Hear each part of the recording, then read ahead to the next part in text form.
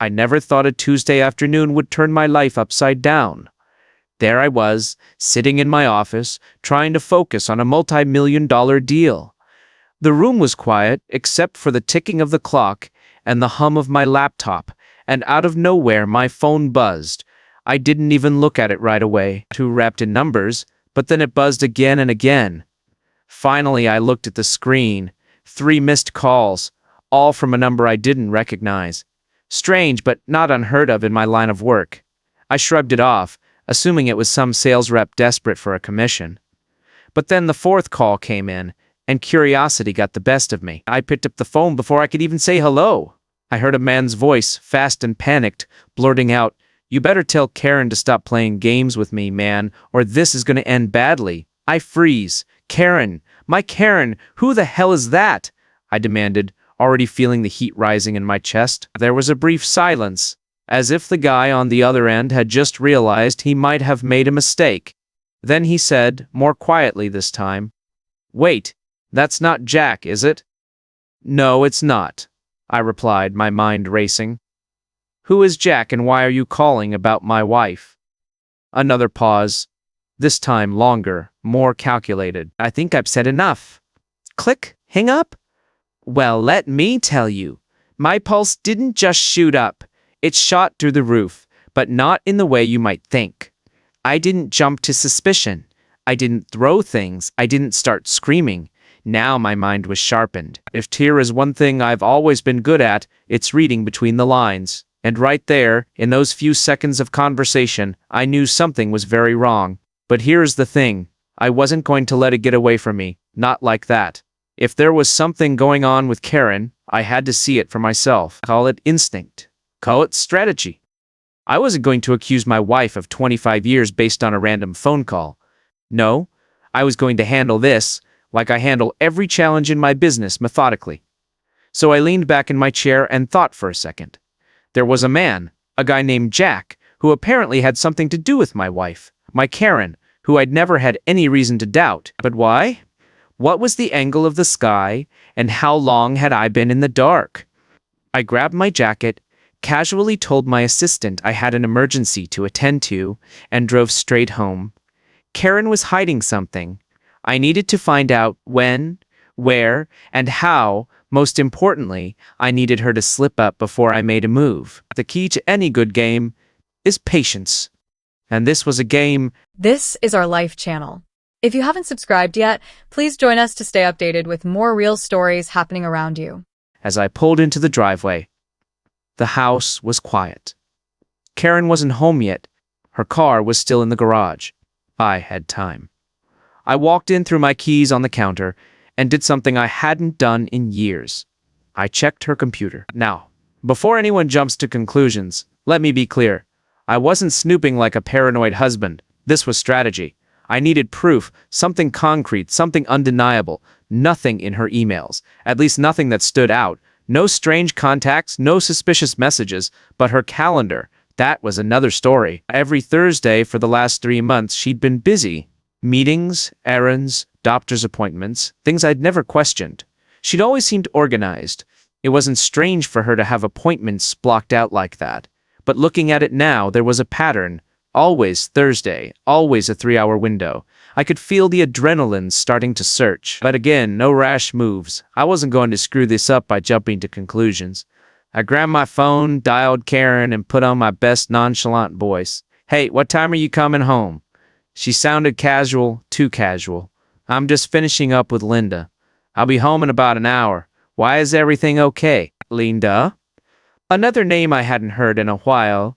Linda used to be a regular in our lives, a neighbor from down the street with whom Karen would occasionally have lunch, but we hadn't seen her in months. Something didn't add up, but I played it cool. "Yeah, I was just wondering if we were still on for dinner." "Oh, sure," she said, that familiar warmth in her voice. "I can't wait. I'll see you soon." I hung up, my heart pounding. Every lie she told felt like a puzzle piece slipping into place. I checked her location-sharing app, something we'd set up years ago. I hadn't used it in ages for security reasons, but today it was my ace in the hole. Sure enough, she wasn't anywhere near Linda. She wasn't even in the same part of town. Karen was on the other side of town in an unfamiliar neighborhood. I smiled, not because I was happy, God no, but because I was on to something. And when I am on to something, I don't let go. This was just the beginning. That night, dinner was ordinary, unbearably so. Karen walked through the door exactly an hour after our call, looking fresh and energetic, as if she had just spent the day pampering herself. She smiled, kissed me on the cheek as if nothing had happened, and asked if I wanted to order takeout. I agreed, keeping my face neutral. I wanted to see if she'd show any sign, any twitch, any slip that might reveal the truth behind her perfect performance. But no, she played her part effortlessly. I watched her carefully as we ate, the light conversation flowing as it always did. You'd never know that minutes earlier I'd tracked her to a part of town she had no business being in. The game was still on. The next morning I made my move. I had a friend, John, who was a private investigator. One of those guys who could find the needle in a haystack without making a sound. I'd helped him out of a tough financial situation years ago. So when I called him and asked him for a favor, he didn't hesitate. John, I need you to follow Karen for a while. Don't ask any questions yet. I just need to know where she's going on Thursday. John was professional enough to pick up on the seriousness in my voice, and by the end of the day, he was in. I'll start next week, he said. You'll know everything by Friday. The wait felt endless, but I distracted myself by throwing myself into work. Meanwhile, Karen's demeanor remained the same, perfectly composed. Thursday came faster than I expected, and I knew John would be shadowing her all day. That morning, I kissed her goodbye as usual, smiled like nothing was wrong, and waited. Hours passed. My mind kept drifting back to John, wondering if he'd found anything. Then, in the afternoon, a text message buzzed on my phone. It was from him. Meet me at the park near your house, 6 p.m. We need to talk. I didn't even bother to reply. I knew this couldn't be good, but I still needed to see what he had. So, after pretending to have a last-minute meeting, I left the office early and drove straight to the park. John was there leaning against his car, looking more serious than I'd ever seen him. Skipping all the small talk, John didn't waste any time. She's meeting someone, he said flatly. I followed her this morning. She didn't go anywhere near where she said she'd be. Instead, she went straight to a hotel across town. She met some guy in the parking lot. I have pictures. I swallowed hard even though I was prepared for it, but hearing it out loud was different. It hit me in a way I hadn't expected. John handed me his phone, and there they were. Karen smiling like she didn't care, walking toward a man I'd never seen before. The guy looked younger than me, taller, athletic build, casually dressed. He held the door open for her, and she disappeared into the hotel with him. I stood there for a minute, staring at the pictures. The silence between me and John was heavy. Everything I'd suspected was there in front of me, undeniable, and yet I wasn't ready to blow up. Not yet. The anger was there, simmering, but I wasn't the type to explode on a whim. So what do you want to do? John asked. Carefully, I put my phone in my pocket. The images were burned into my brain. Keep following her. I need more. If I confront her now, she'll just lie. I want to know everything. What he's doing, what she's thinking, how long this has been going on. I want to see where it leads. John nodded, his face unreadable. I'll keep digging. You'll have a full report by the end of next week. We said goodbye and I drove home, my mind racing. By the time I pulled into the driveway, a plan was forming in my head. This wasn't going to be a simple confrontation. No way. Karen had crossed the line, but I wasn't going to tip my hand until I knew everything she'd been playing me for God knows how long. And if she thought she could walk away and get away with it, she was dead wrong. When Karen walked in that night, it was as if nothing had changed. She looked relaxed, humming to herself as she cooked dinner. I watched her move about the kitchen. Every gesture felt rehearsed now. Every word she spoke like a line in a script made me sick. How well she wore the mask! I wondered how many times she'd come home after being with him, how many lies she'd told right to my face without even flinching. Long day, she asked, setting a plate in front of me, smiling like the perfect wife. I forced a smile back. Yeah, you know, the usual. My voice was calm, but inside I was boiling. For the next few days I played the same role, cool, collected, pretending I didn't know what she was up to. But the truth was, every minute I spent in the same room with her, I was quietly planning my next move. Then came Friday. John called, his voice tense. "I've got everything. You are going to want to see this." I didn't waste any time. We met again, and this time the envelope he handed me was thick, too thick. "Here is what you asked for," he said, and handed it to me. "This isn't some random affair. This has been going on for months, maybe longer." I took the envelope and felt its weight. Inside were photos, logs, and notes from John. Karen hadn't just been sneaking off to casual hotel meetings. This was something deeper. They had a routine, a whole world behind my back that I knew nothing about. They had dinner, dates, trips out of town, weekends with friends that she'd spent with him instead. The final gut punch. There was no Jack Novrove. Karen had made up these names to cover her tracks, and I had swallowed it whole. But the greatest revelation came last. John handed me a final piece of paper, his face dark. "Gore, you might want to sit down for this part." I unfolded the paper and slowly read the contents, my heart dropping as I absorbed the information. The man she was with wasn't just some random guy. He was someone connected to me. A former client I'd worked with years ago, a man who'd failed in business, lost a big deal to me, and had apparently found a way to win something back. The pieces were falling into place. Karen wasn't just having an affair. This was personal, and I wasn't going to let it go. Revenge? Oh, it was coming, and it was going to be spectacular. The night after the meeting with John, I barely slept. My mind raced through every possibility, every angle. I couldn't just confront her. Not yet. Karen had been playing her game for months, maybe years, without even breaking a sweat. If I wanted to take her down, I couldn't make a single mistake. Everything clicked the next morning. I'd been going about this the wrong way. I had thought of the affair as an emotional betrayal, but this was a calculated, deliberate, even purposeful move. It wasn't just lust or boredom that drove her into the arms of this man. There was a deeper motive. Karen wasn't stupid, and neither was I. I knew I had to be careful. If she smelled blood in the water, she'd get defensive, lie her way out like she always did. No, I needed her to keep thinking she was winning. I spent the weekend studying John's report, going over every detail. The man, let's call him Ryan, had lurked in the shadows of my life for years, apparently holding a grudge after the failed deal. I forgot about him, moved on, never gave him another thought. But clearly he'd been watching me.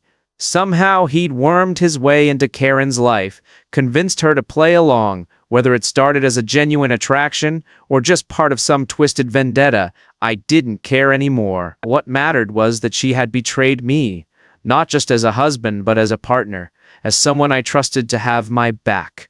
I couldn't just walk away from that. I had something far more elaborate in mind for Monday morning while Karen was out at one of her supposed yoga classes. A nice cover for their little rendezvous, no doubt. I made a few phone calls. The first was to my attorney. I needed to get my assets in order, but not in the way she might expect. You see, what Karen didn't know was that the company had exploded in value over the past 2 years. I was now worth nearly $10 million, but I kept that information to myself. Sure, we lived comfortably, but I hadn't flaunted the real numbers. I had always believed in protecting our future. As it turned out, I was right to keep my cards close to the vest. My lawyer and I had come to an agreement by that afternoon. Karen had no legal claim to the business. Everything had been settled before we got married. She couldn't touch it if she tried, but she didn't even know how much there was to touch. I wanted to keep it that way. The next thing I did was call John and tell him to keep following Ryan. I wanted to know everything. His job, his finances, his routines, what his life was like behind the scenes. If this guy thought he was smart, he was about to find out what real strategy looked like. For the rest of the week, I played my part perfectly. I went to work, smiled when I got home, and let Karen go about her business as if nothing had changed. But in the background, I was tightening the screws. I knew where she went, who she saw, and how long she stayed with them. I knew Ryan's every move, down to when he stopped for gas and when he walked his dog. By Friday, I was ready. Karen had planned her usual Thursday girls' night out. This time, however, I didn't just wait for her to come home. I had John keep a closer eye on Ryan. And, sure enough, around 9 p.m., Karen's car pulled up at the same hotel across town. It was always the same.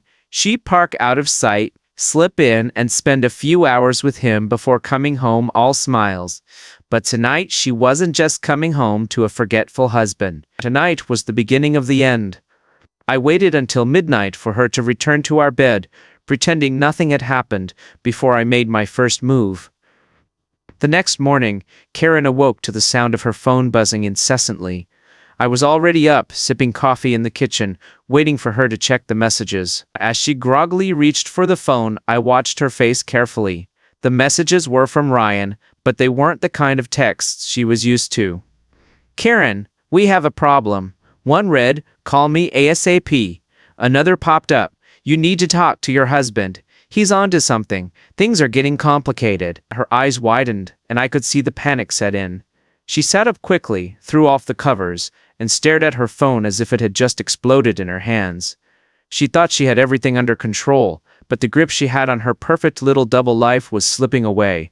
First, I walked into the bedroom, coffee in hand, and leaned against the doorframe. I could see the wheels turning in her head, her mind scrambling to figure out how to fix this. She looked up at me and forced a smile, one of those fake, tight-lipped ones that screamed, "I was hiding something." "Morning," she said, her voice too cheerful.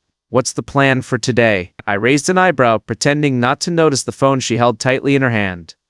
"I thought we'd do something different today, you know? Take a drive? Maybe stop at some old places we haven't visited in a while." I smiled and took a sip of my coffee. "What do you think?" Karen's eyes flickered with confusion, but she nodded quickly, still looking at her phone as if Ryan's messages would disappear if she looked away long enough. "Sure sounds good. Let me just freshen up." She practically bolted into the bathroom, her phone glued to her palm, probably trying to figure out how to respond to Ryan without tipping me off. Little did she know that I had already tipped him off. You see, the night before, I'd had a little chat with Ryan myself. Nothing aggressive, nothing out of line, just enough to let him know that I knew, enough to make him nervous and send him into a tailspin. It worked. Karen came out of the bathroom 10 minutes later looking a little more composed, but I could see the cracks beginning to show. She thought she was still in control, that she could fix whatever was going wrong, but she had no idea how deep she was already in. As we drove out of town, I casually mentioned that I'd been thinking about our future, our financial future. Karen immediately perked up, and her attention shifted from her phone to me. I could see that her interest was peaking. She didn't know about the $10 million, but as soon as I started talking about money, she was hooked. "What do you mean?" she asked, trying to sound innocent. "I've been thinking," I said, keeping my tone light. "We've been working hard for years. Maybe it is time to start planning for what comes next. Retirement, travel, maybe some new investments." Karen smiled, but there was a calculating look in her eyes. She didn't know how much I had, but soon she'd think she did, and then the real fun would begin. Karen had always been good at hiding her intentions, but when it came to money, she couldn't hide her excitement. As soon as I mentioned our financial future, I saw her eyes light up in a way I hadn't seen in years. That's when I knew she was hooked. I could feel the change in her demeanor, the way she leaned in asking just the right questions, testing the waters without seeming too eager. She didn't know what was coming, but she was already in the trap. As we drove along the coast, I kept talking, feeding her just enough information to keep her interested. I told her that the business was doing pretty well, that I'd made some smart investments, and that there was a lot of potential for growth. She played her part perfectly, feigning mild curiosity while trying not to show how desperate she was to know the real numbers. "I'm glad to hear things are going well," she said. Her voice was sweet, but her eyes betrayed her. "I've been thinking about our future too, you know. We've been working so hard. It would be nice to enjoy the fruits of it, don't you think?" Free? I had to stop myself from laughing. She had no idea. Exactly, I replied, nodding. I think we're at a point where we can really start thinking about what comes next.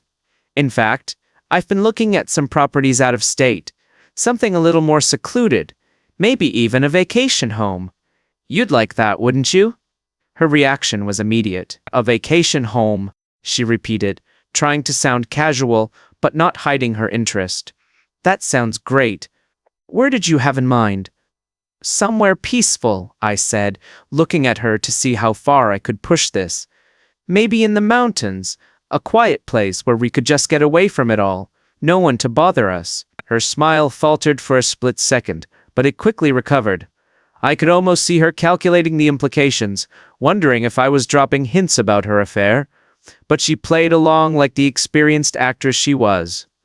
That sounds perfect, she said, her voice a little too bright.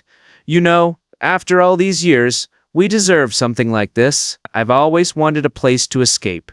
She had no idea how apt that word was. The whole time I kept thinking about Ryan, how he was probably freaking out over my subtle messages, trying to figure out what I knew and what Karen hadn't told him. I wanted him to be nervous. I wanted him to slip up just like she did, and soon enough, they were both in over their heads, because when we got home, Karen was buzzing with fake excitement. She was already asking about the places I'd seen, throwing out decorating ideas, talking about our future as if the last few months hadn't been a total lie. But I played along, giving her just enough to keep her interested, while pretending nothing was wrong. I had a feeling she'd run to Ryan the first chance she got. She'd have to tell him about the money, about the vacation house, about how things were going, better than they could have imagined. That was exactly what I wanted. I knew that the moment Ryan heard the word vacation home, his little grudge-fueled brain would start spinning. He'd think he'd won, that he'd successfully infiltrated my life and convinced Karen to leave me for him with a chunk of my fortune in tow, and I was counting on it. Later that night, while Karen was in the shower, more likely tempting Ryan under the guise of her self-care routine, I sat down and put the final piece of my plan into motion. First, I contacted my lawyer, again making sure all the assets were safely locked away, completely untouchable no matter what Karen tried. The money hidden, the deal ironclad. She wouldn't get a penny, but I wanted her to think there was a fortune waiting for her, dangling right in front of her greedy hands. I had to make sure the bait was irresistible. Then I called John. I need you to start keeping an eye on Karen's accounts. I told him specifically any large transactions. If she's planning a move, she'll start moving money soon, and when she does, I want to know. John agreed. I'll keep my eyes open. Shouldn't be long if she's planning something. I hung up, feeling a grim satisfaction settle in my chest. The wheels were turning, and Karen had no idea she was walking right into a trap. The idea that she was plotting with Ryan behind my back, thinking she could walk away with half my life, made the irony sweeter. Over the next 2 days, I watched Karen more closely than ever. She was careful, texting only when she thought I wasn't looking, keeping her phone face down on the counter, leaving the room to take calls. She'd smile at me across the table, the same fake warmth in her eyes, and I'd smile back, playing my part as the oblivious, loving husband. Then came Thursday. Karen slipped out of the house as usual, wearing one of her girls' night outfits, a little too fancy for just dinner with friends. But I didn't say anything. I just kissed her goodbye, told her to have fun, and waited for her to leave. And as soon as the door closed behind her, I grabbed my keys and followed. This time I didn't need John's help. I wanted to see for myself. I followed her from a distance, watching as she drove through the city, unaware that I was right behind her. My heart was pounding, but not from anger, not yet. This was strategy. Every step of the way, I was in control. She checked into the same hotel as always, her routine never changing. It was almost insulting how little effort she made to cover her tracks. Thinking I was too clueless to notice, I parked a block away, close enough to see, but far enough to not be noticed. Sure enough, Ryan showed up a few minutes later. He walked into the hotel with the same smug confidence I imagined he had when he stole my deal years ago. But tonight he wasn't the one in control. I waited for what seemed like hours, though it was probably closer to 30 minutes.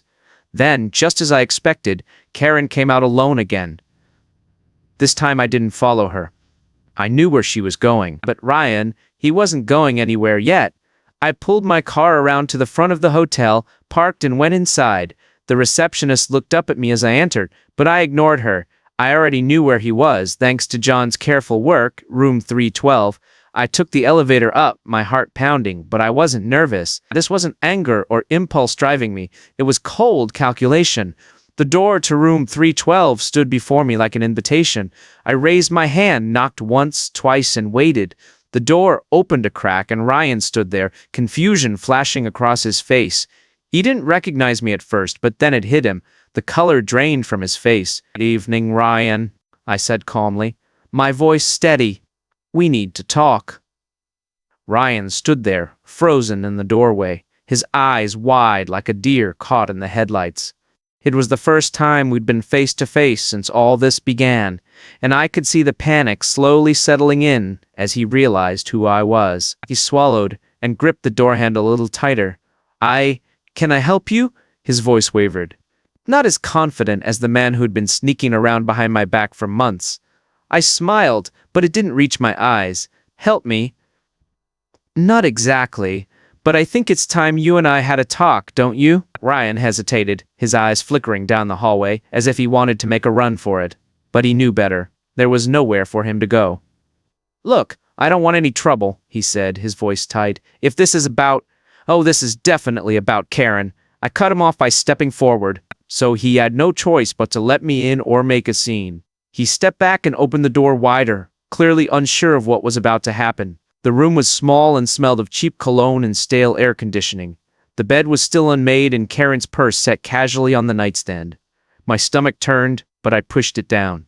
This wasn't the time to get emotional. This was business. Ryan closed the door behind me, shuffling his feet awkwardly. "Look, man, I didn't know.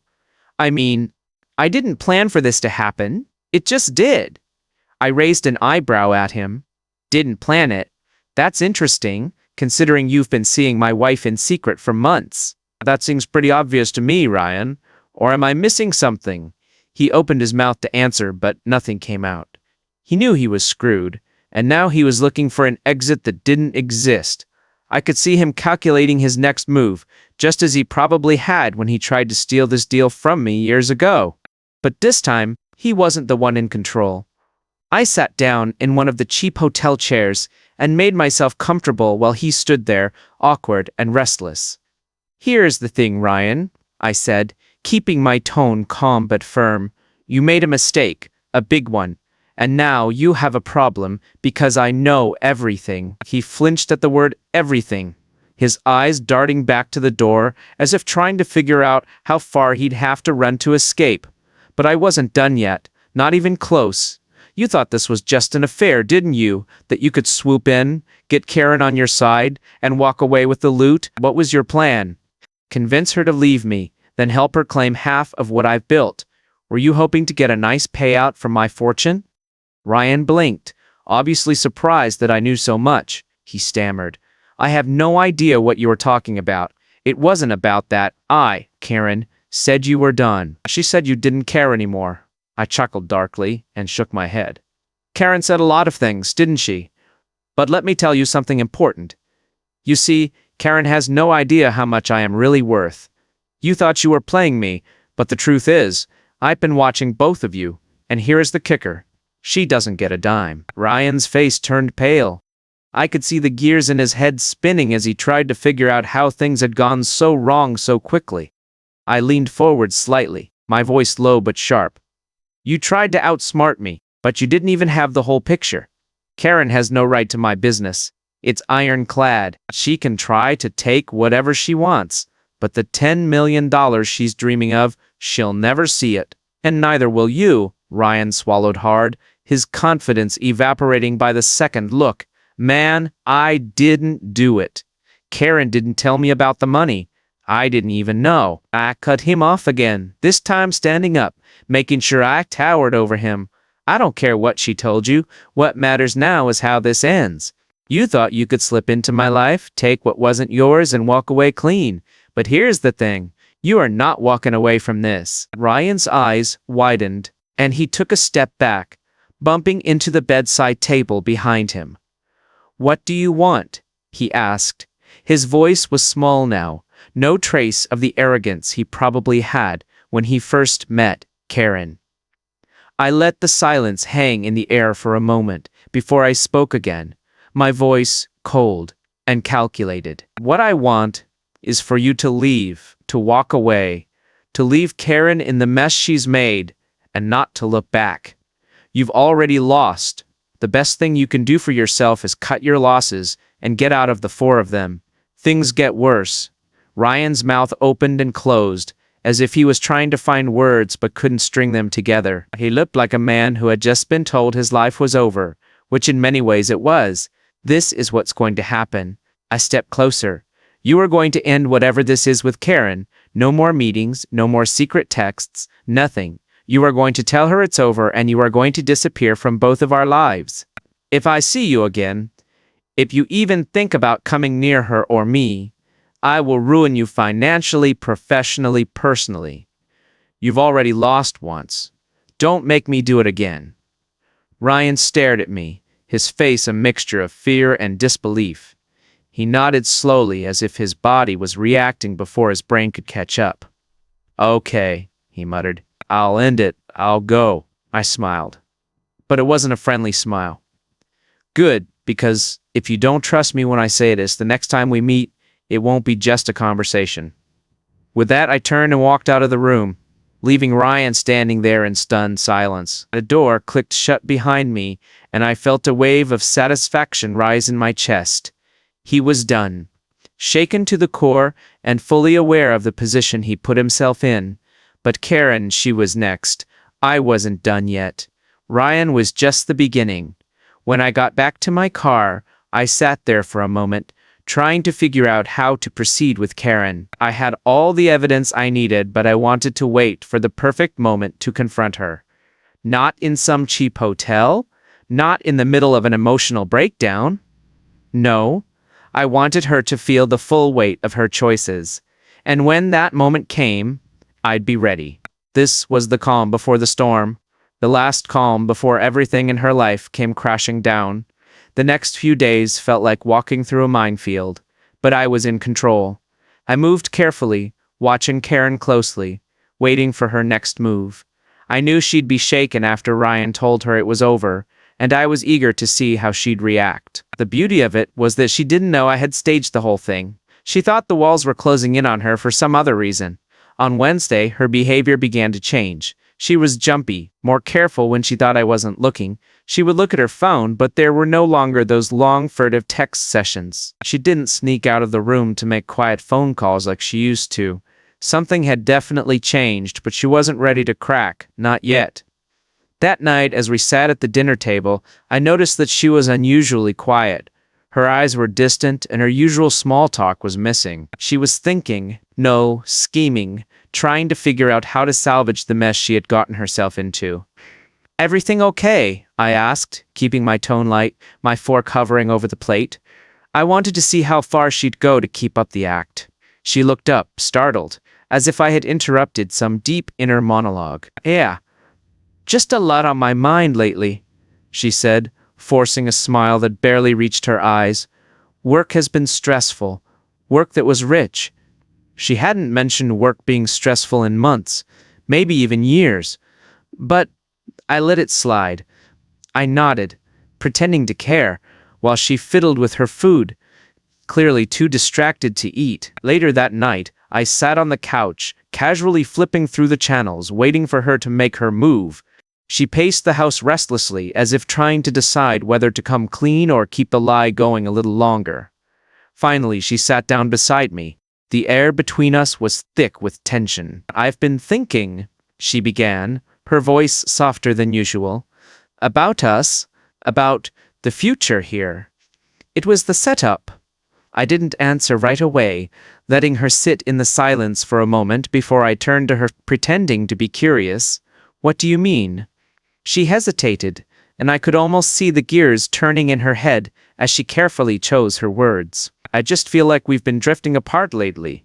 You've been so focused on work, and I've been, well, trying to figure things out. That's one way of putting it." I could feel the anger bubbling up inside of me, but I kept my expression neutral, letting her dig deeper. I don't know. Maybe we'd just been so busy, so distracted by everything else, that we haven't really focused on ourselves, she continued, wringing her hands, as if trying to convince herself as much as I was. I thought maybe we should take a break, clear our heads, figure out what we really want. The audacity of it almost made me laugh. She was trying to turn the whole thing around on me, as if her affair wasn't the root of it all. As if we needed a break because I was distracted by work, not because she'd been sneaking around behind my back. But I wasn't going to bite, not yet.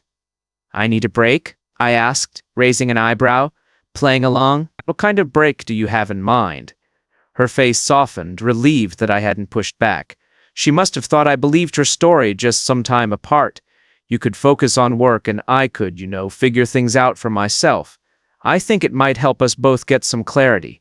I sat back and pretended to consider it. So, a separation. She winced at the word, as if she didn't want to go that far. No separation, just some time to clear our heads. That's all. I think it could be good for us. I nodded slowly, my mind already racing with how to use this against her. She thought she could control the narrative, but she was playing right into my hands. I decided to push her a little further. Maybe you are right, I said thoughtfully. Some time apart might be good. I've been working a lot, and if you need space, I won't stand in your way. Her eyes widened slightly, probably not expecting me to agree so easily, but she hid her surprise with a weak smile. Yes, I think it'll give us both some perspective. I stood up and walked to the window, staring out at the darkened street. I let the silence linger for a few more seconds, building the tension. I started to turn back to her. Here's something I wanted to tell you too. Karen's eyes snapped to mine, her body tensing. She wasn't ready for this. I walked back to the couch slowly, deliberately, keeping my tone calm. Remember a few weeks ago when we talked about our financial future? Well, I've been thinking a lot about that. I've been thinking about how much I've worked for and how important it is to protect what's mine. Just in case something unexpected happens. Her face paled slightly, her hands clenched in her lap. She had no idea where this was going, but she could feel it. Something was coming. I leaned forward, my voice low but steady. You see, Karen, I've been very careful with our finances. Everything we have is protected. The business, the assets, everything. And I have made sure that nothing can touch it, not even if you decided to leave. I watched her face as the realization began to sink in. She tried to keep her composure, but I could see the panic rising behind her eyes. What are you saying? She asked, her voice shaking. I am saying that no matter what happens, Karen, you get nothing. The house, which means the business, which means all the money you thought you'd walk away with. I smiled, but it was cold. It's mine. You played a dangerous game and you've already lost. Her mouth opened, then closed, as if she couldn't find the words for the first time, and I saw the mask crack. The perfect, poised Karen was gone, and in her place was a woman struggling to understand how everything had fallen apart so quickly. You knew, she whispered, her voice barely audible. Oh, I knew, I said. I stood up again, towering over her. I've known for weeks, the late nights, the secret texts, the hotel stays. I know all of it, and so does Ryan. At the mention of his name, her face contorts in shock. Ryan, I nodded slowly. Yes, I paid him a visit. He's gone, Karen, he's gone, just like you are going. Tears welled up in her eyes, and for a moment I thought she might actually try to apologize, try to claw her way back. But then, in a split second, her expression changed, hardened into something I'd never seen before. She wasn't going to beg. She wasn't going to grovel. No, she was going to fight back. You think you can just do this to me, she hissed, standing up and glaring at me with venom in her voice. You think you can just throw me out after all we've been through, after all the years I've put into this marriage? I laughed bitterly. What marriage? The one you've been lying your way through for months. Don't play the victim, Karen. You made your choice. She took a step closer, her eyes burning with anger. I'll get a lawyer. I'm going after you for everything you've got. You can't just cut me out like this. I'll ruin you. You've already lost. The lawyers won't save you. Everything is closed. You won't even see a fraction of what you think you deserve. You ruined yourself the moment you decided to betray me." The silence that followed was deafening. For a moment, we just stood there, staring at each other. Two people who had once built a life together, now on the verge of tearing it apart. Finally she spoke, her voice soft but filled with malice. "You will regret this." I shook my head, my voice calm and firm. "No, guardian, you will." The next morning, Karen was gone. She packed a small bag, left a note on the counter, short to the point, no excuses, just pure venom. "You're going to regret this. This isn't over," I smiled to myself. The fight was exactly what I had expected. Karen wasn't the type to sneak away quietly. She was a strategist just like me, but she didn't realize that I had already dismantled her entire plan while she was still trying to figure out where the pieces went. I took the note, crumpled it in my fist, and threw it in the trash. Let her try. She could threaten all she wanted. She didn't understand. The game was already over. She'd lost, but knowing her, she would fight to the bitter end, convinced there was still a way to win. Over the next few days, things moved quickly.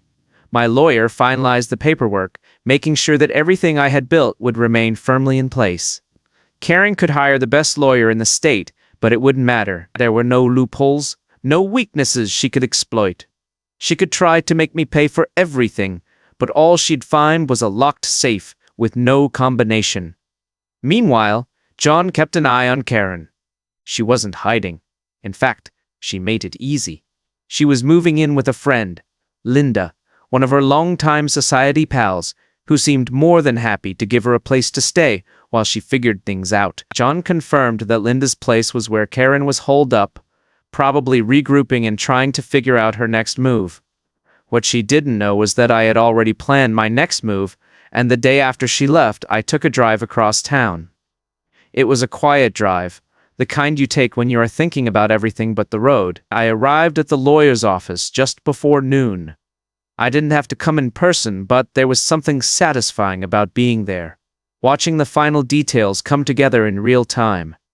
As I entered the conference room, my lawyer Davis greeted me with a firm handshake. "Everything is in place," he said. His expression was professional, but with a hint of satisfaction. He had been with me from the beginning, when my business was just a fledgling idea, and now he was watching the final chapter of Karen's influence unfold. "Good," I replied, sitting down across from him. "Let's make it airtight." Davis slid a stack of papers across the table. "Already done. The deal is fully secured. She can contest it, but it won't go anywhere. As for the house, if she wants to fight for it, she'll have a hell of a time. The equity is in your name, and since you've already moved most of your liquid assets out of joint accounts, here is nothing left for her to take." I glanced at the paperwork, skimming the key points. Everything was exactly as it should be. Karen had no claim. She could scream, cry, or try to assemble an army of lawyers, but in the end she'd walk away with nothing but a few personal items and the bitter taste of defeat. "She's going to freak out," I said, leaning back in my chair. Davis nodded, a small grin playing at the corner of his mouth. "Let her. The more noise she makes, the more she exposes herself. Legally, she doesn't have a leg to stand on. It was done. The last nail in the coffin of our former life together. There was no going back." When I came home that night, the house felt different. Not empty, but quiet in a way that was unsettling. Karen's presence, her energy, had all been taken away. I sat in the living room, staring at the walls, letting the silence envelop me like a blanket. Part of me felt relief, even freedom, but another part of me felt something darker, something more complex. This was not how I'd ever imagined my life would turn out. After 25 years of marriage, I wasn't just losing a wife. I was losing a partner, a conspirator, someone who had once been in step with me, and now that person had become my enemy. But I couldn't dwell on that. This was the life I'd chosen. Now Karen had made her choices, and I'd made mine. It was time to move on. The next morning, things began to unravel for her more quickly than I had expected. It started with a phone call. I was sipping my morning coffee when my phone buzzed. It was John. His voice was urgent but not panicked. "I've been keeping an eye on Karen like you asked," he said, and something interesting has just come up. You are not going to believe this. Go on, I said. Already intrigued. She's been trying to reach Ryan, John continued, but he's not answering. In fact, he seems to have disappeared. I did some digging, and it turns out that Ryan was in more financial trouble than we realized. He skipped town, probably ran out of money, maybe hid from some creditors. Either way, he's left Karen high and dry. I couldn't help but laugh. The poetic justice was too perfect. Karen's supposed knight in shining armor had bolted the moment things got tough. She thought she had an escape route, a backup plan, but instead she was stranded all alone. Serves her right, I said, putting down my coffee. Let her see what it feels like to be abandoned. But John wasn't done. Here is more. I don't know how, but Linda, Karen's friend, is in on it too. She's been pushing Karen to file for divorce, but it seems like they were both counting on Ryan to help them out financially. With him gone, their plan falls apart. They're scrambling. I leaned back in my chair, a slow grin spreading across my face. This was better than I could have imagined. Karen was losing control, and the people she thought would back her up were proving to be just as unreliable as she was. I hung up the phone and sat there for a moment, letting it all sink in. The satisfaction of watching her life crumble was real. But so was the finality of it all. Karen had chosen this path, and now she was paying the price. I'd taken away everything she thought she could count on, and in return, she was left with nothing but the wreckage of her own choices. 2 days later, I got the call I'd been waiting for. It was Karen. "Can we talk?" she asked, her voice strained, barely holding it together. I didn't answer right away. I let the silence stretch between us, letting her feel the weight of what she was asking. Then I finally spoke. "Sure," I said, my voice calm, steady, but I am not sure here is much more to say. We agreed to meet at the house. She didn't have many options left, and she knew it. When she arrived, I was already waiting in the living room, a glass of whiskey in my hand. She came in, looking tired, worn out, nothing like the confident, manipulative woman I confronted weeks ago. Now she was desperate.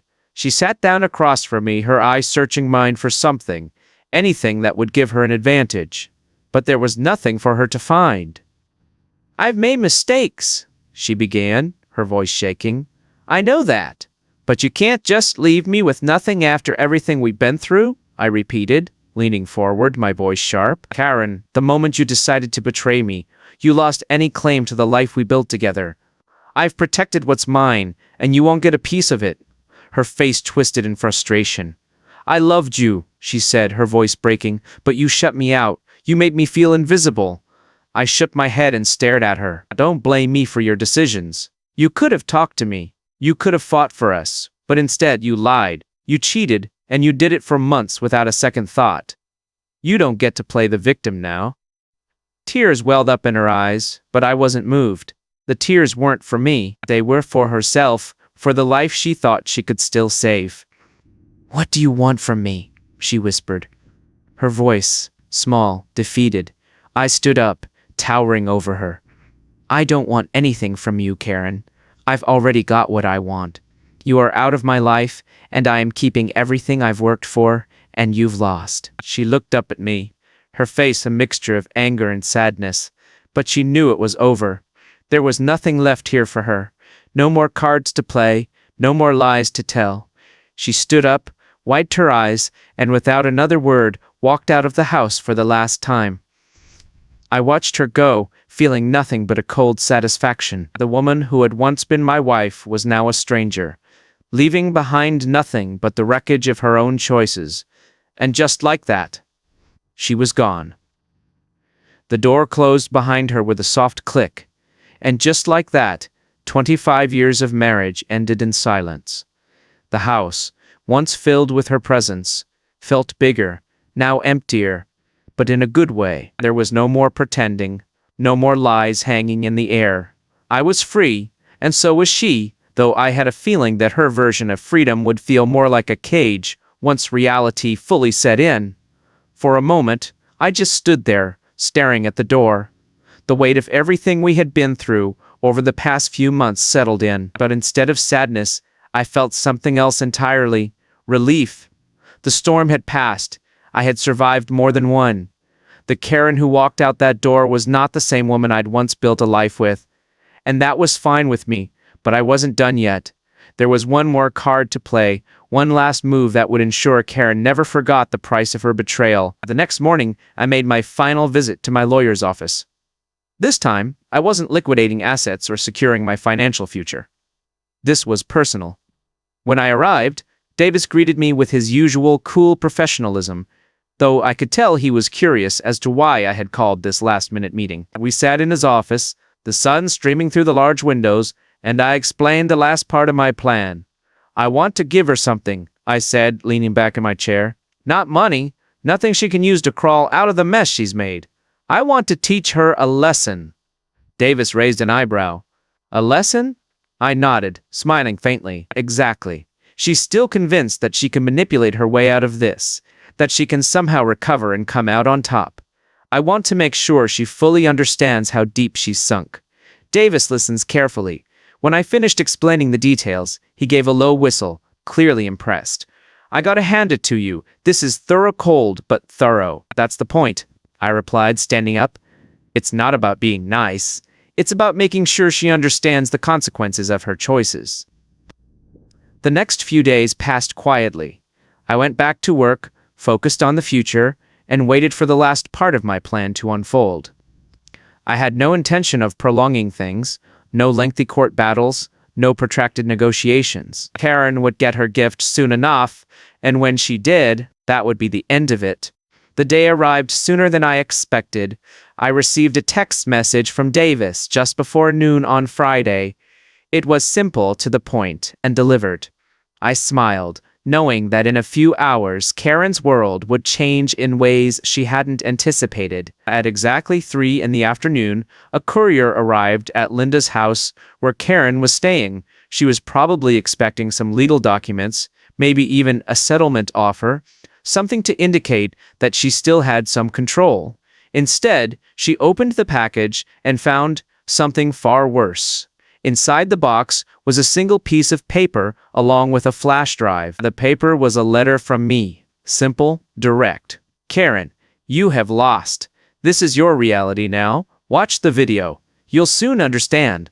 I imagined her confusion as she stared at the flash drive, trying to figure out what kind of game I was playing. But her curiosity would get the better of her. I knew it would. She would plug it into her laptop, open the video, and there on the screen would be footage of her and Ryan. Every meeting, every hotel rendezvous, every intimate moment they thought was hidden, captured by the security cameras John had installed without their knowledge. There was no sound, no commentary, just the raw, undeniable evidence of their infidelity laid bare. But that wasn't the worst of it. At the end of the video was a top tape and a location. Ryan's new address, the one he hadn't told her about.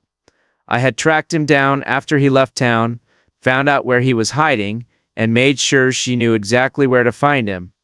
And along with the address, a simple message: "You are not the only one he's been lying to." Karen thought I was the only one who had betrayed her. She thought Ryan was her way out, her safety net. But the reality was much darker. Ryan had played her just like he had played me all those years ago. He wasn't just broke, he was playing a game with her, stringing her along with empty promises, while he lined up other women in other cities and prepared to cut her off. The moment things got too complicated, that was the final blow, the one that would destroy any hope she had left. I didn't need to see her reaction to know how it would end. I could imagine it. The shock, the anger, the betrayal hitting her all at once as she realized she had been outplayed at every turn. She had gambled with everything and lost. Ryan was gone. Her old life was gone, and now all she had left was the cold, hard truth staring her in the face. When the sun set that night, Karen would stand alone in the ruins of the life she thought she could rebuild. She had walked away from everything, and now there was no one left to help her pick up the pieces. The next morning, I woke up to a house that was quiet. For the first time in months, I felt a sense of calm wash over me. There was no anger, no resentment, just closure. I poured myself a cup of coffee, walked out onto the patio, and sat down in the early morning light. The weight of everything that had happened was still there, but it was lighter now, easier to carry. Karen was out of my life, and the chapter that had been dragging me down was finally closed. I had learned something from all of this. Not just about Karen or Ryan or betrayal, but about myself, about what I was willing to fight for and what I was willing to let go of. I wasn't angry anymore. I wasn't even bitter. In the end, I realized that the real victory wasn't in revenge. It wasn't in watching Karen's world fall apart. Although there was satisfaction in that, the real victory was in walking away from it all, knowing that I had survived, knowing that I had won, but more importantly, knowing that I was finally free, and that, in the end, was all I ever really needed. The game was over, and I had won.